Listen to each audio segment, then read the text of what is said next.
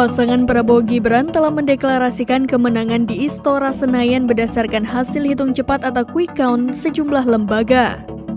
Deklarasi ini mengundang protes dari sejumlah organisasi relawan Ganjar Mahfud karena dianggap menggiring opini masyarakat.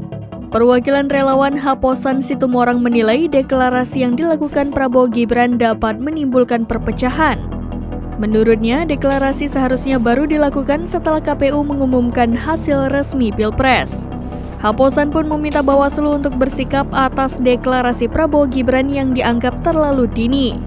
Ia bahkan mendesak pihak berwenang untuk mendiskualifikasi Paslon 02 dalam Pilpres 2024. Sebelumnya, Prabowo mengaku bersyukur atas hasil hitung cepat yang dilakukan sejumlah lembaga survei.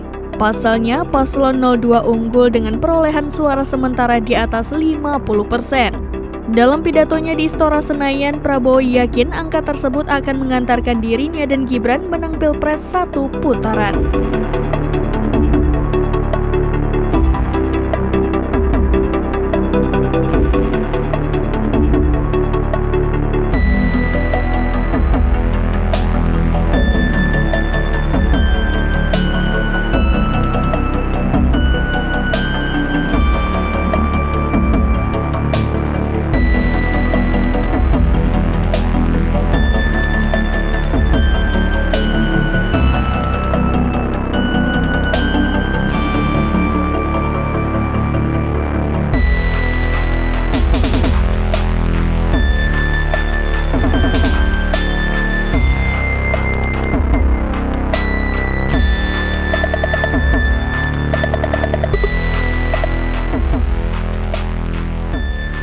Download Tribun X sekarang, menghadirkan lokal menjadi Indonesia.